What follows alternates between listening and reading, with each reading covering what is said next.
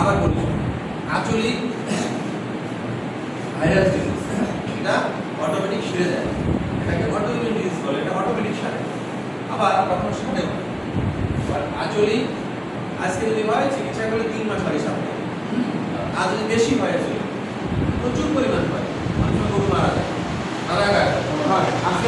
আমি অনেক গরু কাটে ফেলাই, আচলিক কাটে দিই, মনে করেন 200 হয়েছে,